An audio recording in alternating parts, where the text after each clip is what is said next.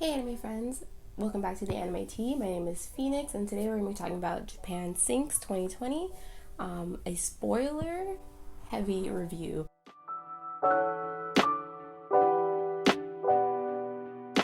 This is a Anime Tea chat, which is something new that I'm adding to my channel because I'm a perfectionist. I'm a Virgo, my birthday is literally tomorrow, and I'm terrible at making casual videos.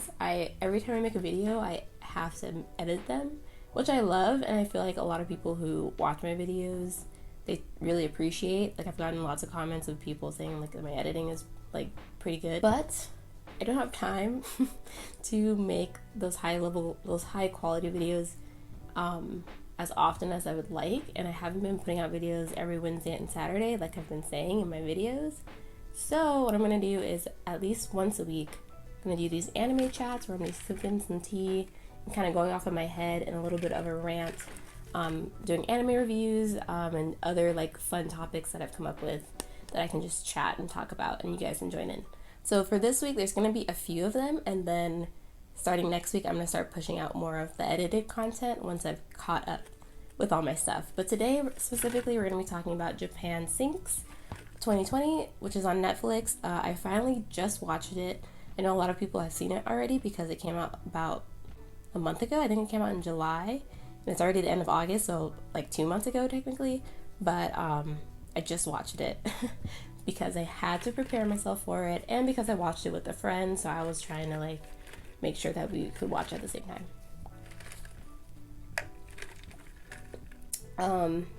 Like I said, there's gonna be a lot of rambling in this video, and I was supposed to say what I'm drinking, and I'm not drinking tea today, but I'm drinking, you guys know that sparkling ice water. I'm not gonna put it on camera because I don't want to advertise for them unless they, want to pay me, but it's really good. I just put some ice in there, and then I put it in this water bottle. It's my hero Sanrio water bottle, to drink while I chat about one of the saddest anime of this year. So let's get right on into Japan Sinks 2020 review. Like I said, spoiler heavy, so if you haven't seen it, I don't recommend that you watch this review until you've seen Japan Sinks. But let me start off with the non-spoiler part, which is the summary of the show. There's this family, the Muto family, and we find them on the very first day, just seeing them living their everyday lives. So before I go into the characters, I just realized by reading the fan wiki of Japan Sinks that the events of Japan Sinks actually happens after the 2020 Tokyo Olympics, which I didn't even realize. I knew it had something to do with Olympics. I know at the end they talk about the Olympics again, but I didn't realize that it was right after the 2020 Tokyo Olympics, which is insane. So basically we are following this family of four. We meet first the daughter, Ayumu. She is a track star, and I guess she was training for the Olympics. I might be wrong with that. Or she was in it. I don't know. Or I don't know. She's probably in like the Olympic program because she was like on a huge track team and she was a track star. And then we see her younger brother Go, who's at home. He's just playing video games. He really likes video games. And we also see their mother, Mari, and she's on a plane coming home. And then we meet the father, Koichiro, who is working on, it looked like he was working, since it's involved with the summer 2020 Olympics, I think he was working on the Olympic like staging and stuff, or like working on taking it down with like his crew.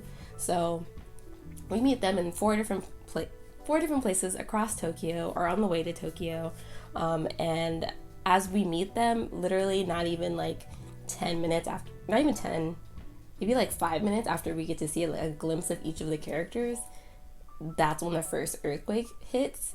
And the first earthquake is like a regular earthquake. I'm from California, so I'm used to earthquakes. And I lived in Japan for a while, so there was a lot of earthquakes there as well. And in Tokyo, I think they get the most earthquakes, like in that part of Japan specifically. So in Tokyo alone, like it's pretty common to have an earthquake. So when it happened, people were like, "Oh, earthquake!" So they did like their normal thing, like they just stood. They normally stood. Go was under the table, you know, like he was just playing his video games, like totally unbothered. I love Go as a character, by the way, but you know, playing his games, he's like, "Ah, whatever. Like it's an earthquake. This is normal." Like his bento fell on the floor, and that was the only thing that made him sad. But besides that, unbothered. Everyone else was like, "Oh, it's fine, whatever." Not too long after that, the second earthquake hits, and then there's just like a giant. It's like the most violent earthquake to ever hit Japan, and literally people and items are flying everywhere, and I'm just like sitting there like, this happened in the first like 10 minutes of the show. We didn't even really get to see who the characters were in the beginning of the show, which was really crazy to me. So after that second earthquake hits and like people and bodies and things are just flying everywhere, that's when things get really real, and we get to see each of the characters trying to find each other in this like now completely destroyed version of Tokyo. So from then on, yeah, we see the family try to come together, and then from there try to survive in this place or in Japan while it's sinking, and trying to like, you know, save themselves basically.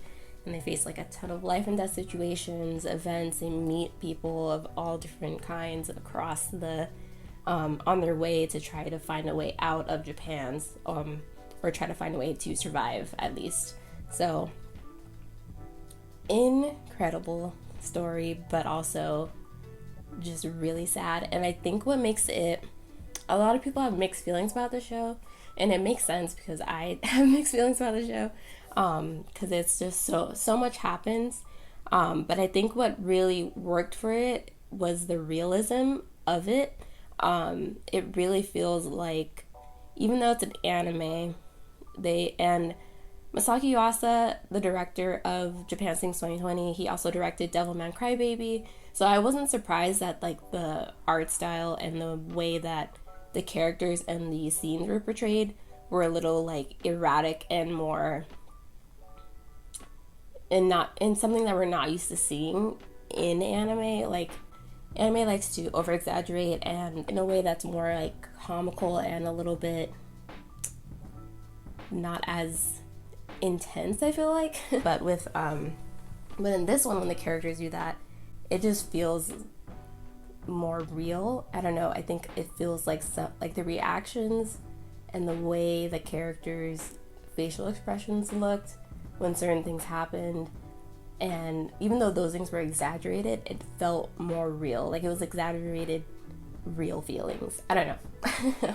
I'm not an animator, I'm a graphic design student, and I'm barely learning about animation, so I think, like I said, what really works is the realism of not only the characters but how the world is portrayed. Like things were crumbling apart, in how the details of how things were explained. Like there was a part where they saw the fault line of Japan, and it was like completely separated at one point. Like one point was way higher than the other one, and they're like, "Oh, that's the fault line. Like that's where, like part of the land is literally collapsing. Like you can literally see it, like several hundred feet from where it actually was." And like the little details like that made it feel really real. Like it felt like I was watching a live action show rather than an anime. It felt like kind of like, I don't know if anyone remembers the day before tomorrow, like an old, not old, but it was like an early or mid 2000s movie. I think it had Tobey Maguire in it, or it could be totally wrong. I don't remember who the main guy was, but it was about like the world going through the second ice age. And I used to love that movie, and I don't know why. I just liked how dark and dystopian it felt, and how these people were trying to survive, and people were like freezing on the spot, and like that's how Japan Sings feels, because people were just walking around living their best life, and then bam, this giant earthquake hits, and then everyone's being thrown around, body parts, and then like people and children, like they left no one out in this movie, in the show. So it felt real because I knew that something like that could actually happen, and I live in California, so that scares me, but I know in Japan it's like even worse. So the realism that they put into the show really made it successful. What doesn't make it successful is the pacing of the show. Pacing of the show was a little weird. At the beginning, like the first 2 episodes, I was just shocked every episode. Like, something crazy would happen every single episode. Someone would die, someone would get hurt, or a new character would come out of nowhere, and then you're just like, where did this character come from? Or something would always happen, especially in those first few episodes. Like that one scene where the dad hit the bottom of the yam thing, and he was like, oh, this is a bomb, and then it exploded, and you're just like, because from that point you really thought that the whole family was gonna survive. You really did. And then the show was like, no, that's not how we're gonna play this game. And then literally from that episode, almost every main character died from that point on, and it was just it was just continually dark. So I was bawling my eyes out the first 4 episodes, because I was like, why did he was just there, like she just wanted some yams, like he didn't have to go like that. So I felt really bad for the dad. But like I said, the pacing, also some of the character interactions were crazy, but they did a good job of explaining how each of the characters was coping, or at least showing it. Because Ayumu, I felt, was the only one acting like a normal human being. Like, she was the only one, like, I saw my friends die. I was the one who wanted yams, and my dad went in there and he literally blew up. And I just am done with this world. Like, I want to die. She was done. Which is totally understandable after the things that she's seen, and she's only a junior high kid, so, she hasn't been through much. She's a kid. But her mom and dad were just so, like, positive about everything. And I think they're probably just doing that to keep their kids from feeling overwhelmed and scared, because they probably were also overwhelmed and scared. So the perspective was a little skewed, because it felt like we should see it from Ayumu's perspective, but we were kind of seeing it from multiple different characters' perspectives. It made it feel like the characters weren't reacting humanly enough, but they had conversations. Like, Mari, the mom, talked with Ayumu that one point when Ayumu was throwing a fit, and they were talking, and she was like, I'm also tired, I'm also scared, but we have to go through this. And you have to grow up, like, really quick. And she's like, I don't want to grow up because I'm a kid and this stuff shouldn't be happening. So I like those conversations. After several other people die on their way to find somewhere safe to be, we meet a few new characters. We meet Kite, who is this famous YouTuber person who literally is not even from Japan, but he, like, was just there, like, recording stuff so that people could see on the internet what was happening. And he ends up staying with them. And then we meet this older guy who's in a store that they go to, and he literally almost kills Go, and I almost threw a fit because the episode ends. That one episode, when it ended, I stood up and, like, screamed at the TV. Like, how can you just end the episode with Go being stabbed in the chest? But as soon as I saw that his bag was covering his chest, I'm like, okay, he's all right. And then that old man just comes up and he's like, I'm sorry, I almost killed you. Like, what are you talking about? Sorry, like, he literally would have died if that bag wasn't there. Like, he got real lucky. Anyway, so they meet them, and then as soon as they meet them, Kite's like, the thing is, the earth was tilting, so they had to leave. So he's like, we gotta get out of here. And as soon as he said that, a giant earthquake happened, and they all left, and they end up going to this giant cult, which was the weirdest part of the entire show. And that's what I'm talking about with the pacing, because the pacing of the first half of the show was really good. Like, we got a lot of action, a lot of crazy things in the first half, that you would expect from, like, a thriller kind of real life horror drama that the show is. But in the part when they go to the cult, everything slows down, like, dramatically. It feels almost like Japan's not even sinking anymore. Like, it feels like, I think they were there for a while, not like a month, but maybe like a week or two. So that whole part, and it was a few episodes that they focused on them being there, and meeting other new characters, and the whole thing with the cult and the kid and having, like, the power to talk to dead people, and all that was just really weird. Like, I don't understand that part. And I know that they are following a book because Japan Sinks was a novel, I think made back in 1973. So they adapted this for modern age, and I don't know if they added that part or that. I feel like this was a part that was probably still in the novel.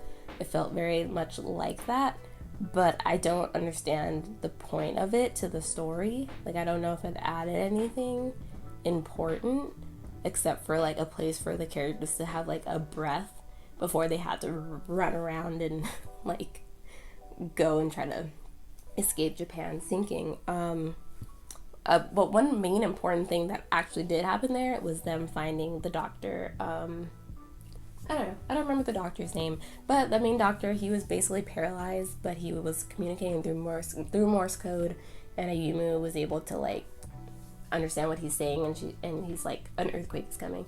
Ayumu luckily has some sense, and when she figures out that there's another earthquake coming, she warns everyone, but of course they don't listen, and then the earthquake does happen, and they're like, oh crap, so everyone has to get out. So they get out of there, they bring the professor with them, and then every time something crazy happens, the professor's always like, or the professor, the scientist guy is always like, don't do this, or don't do that, or don't get on the thing, because this is gonna happen. And every time he says it, something happened. So I didn't understand why he understood. Like, I didn't understand if he was like a psychic. I don't know. I didn't really get his character, but he was right every time, and they should have listened to him every time, but they didn't. They almost got on this boat, but luckily and unfortunately, the people on the boat were hella racist. But I do like how this show talked about like other cultures that live in Japan, and also like half of children. So like Mari was Filipino, and I knew from the jump, I'm like, this girl, like, she's super melanated, and Go, the boy. So I'm like, what? I wonder what their origins were. And Go spoke English, and he was like talking English a lot. So there was a whole lot of other like stuff going on, and I was like, I wonder what their nationality is. And I like that they said that Mari's Filipino. And that's interesting because there is a really big Filipino population in Japan. So it's like, you know, just acknowledging other cultures in Japan. Japan's very mono-ethnic, and we don't usually get to see that, especially in anime. So I liked having those characters there, and how each of the children were half and all that. And they had that dialogue with the people who were trying to get on the boat. And they're like, oh, are you Japanese? And she's like, no, I'm not. Like, I am Filipino. And he's like, oh, well, you can't go on. And she's like, okay, whatever, but take my son and my daughter, because they're both they're half Japanese. And they're like, nah. And I was like, what? But they like kite on the boat, but he's not even Japanese. So I was really confused about that part. Like, he literally said from the beginning that he was from another country. Anyway, after that part, the science guy was like, yeah, don't get on the boat. And they still tried to get on the boat, but luckily they didn't, and that boat ended up blowing up. How do you know that part? How do you know that was gonna happen? So yeah, from there it was so strange. But the pacing did pick back up after they left the compound, the cult compound, that literally just didn't add anything to the story except for adding the professor there, I guess. And killing off Gramps. Rest in peace, Gramps. You almost killed Go, but you really stuck it out and were a decent person at the end. So yeah, and then they leave from there. We get to see them go. They almost make it on a boat, but they don't. Ayumu actually had like some kind of Olympic like priority thing because she was an athlete, but she gave it up because she found out that her mom had a freaking heart, what are those called? Like a heart machine attached to her, and she's been doing all that stuff the whole time, the heart machine on her. Mari is a real one. Mari and Go are my favorite characters, because Mari did so much stuff. She would whip the car all around that place, and she got through so many different things. She dove into the ocean. She just did so much to help save her kids and like make sure that they survived. She was a real good mom, and the dad was great too, and I'm sure he would have done some more great stuff if he hadn't had that tragic accident. So just great characters, the great world building. The story was weird. and some of the reactions of the characters was weird. But for the most part, I think that the reality of the reality of the situations happen felt very real, except for that middle part, and acceptance at the end when they were like literally on the ocean. It felt kind of unrealistic that they would find each other that easily. Like, I know they were separated for a while, like the kids were on the boat, that little life boat, the buoy thing, where that old man was, and he, you know, got eaten by a shark, which was a lot. I'm sure they were traumatized, but anyway, they're that little boat thing for a long time. And I don't know, it didn't really make sense how the mom and the other character with the glasses, I think his name's Kugo, were able to find them. And then after that, you know, when Mari dove down to get the other boat and save their lives, and she died, and then Kite found them after that, and Kite was taking care of the freaking paralyzed scientist guy. Like, it was just a lot. I'm like, how did this all happen? How did you all find each other? And then, you know, they were able to find all the stuff they needed to find the land the place where the land would rise again. Kite freaking went on a freaking air balloon that he made and was able to get internet connection, which was insane. Another Dr. Stone scientist craziness that happened. And then somehow there was a freaking plane that rescued the kids and the scientists. And then Kite disappeared into the wind. We don't know where he went. But we did see a glimpse of him at the end of the last episode when it was 3 or 4 years later, of course, when the next Olympics happened, and we saw the kids in the Olympics. Go was an esports competitor, and Ayumu was a Paralympic like runner, sprinter. She had her leg amputated because she didn't want to tell nobody that her leg was cut and it wasn't healing. She just kept that to herself the entire like freaking show, and it was really annoying because like she easily probably could have got it fixed if she was at that cult camp for a whole week and a half, but she didn't say shit. So so much happened. The scientist guy survived as well, and he was able to talk through a machine and like actually help, like, I think he's helped stream the Olympics, which was really cool. The fact that they made it to the Olympics was awesome. And when they talked about like the memories of the people and then showed the memories of Japan and like the entire culture, and like they had the people on the boat going through parts of Japan, and there was like holographic images of what like Tokyo used to look like, I bawled. I was in tears, crying like so much. Like, I just, like, for the most part of the show, after like the dad died, I was like, okay, I'm not gonna, I stopped crying. Like, I was just shocked every time, but I had no more tears. I was like, okay, this show, I know it's gonna be ridiculous. But on that last episode, when I saw all that, and the girl with her amputated legs still running in the race, and Go learning how to swim, but also being an esports Olympian like he wanted to be, I was done. My heart was like broken. Like, imagine if Japan just didn't exist anymore. Imagine if a major country just disappeared with all of its culture. Like, that would be so heartbroken. That was heartbreaking. Like, imagine that not existing anymore. I couldn't. Like, I could not. Especially Japan, it has so much culture, but like culture, experiences, people, lives, like just anywhere in general, if that were to happen to anything or any place or any location, I'd be really upset. And I feel like they did a really good job showing the memories and location and like building up to that last episode for like the memories and emotions that it created. Beautiful show. I would recommend it to like children. I would recommend it definitely to adults, even though it has lots of children in it. You know, it's just very violent and probably traumatizing, so definitely watch it with your family. I talked a lot, I rambled a lot. This video is going to be long, but it's going to go up as it is with very minimal editing, so I hope you guys enjoy. What were your thoughts on Japan since 2020? Did you like it? Did you hate it?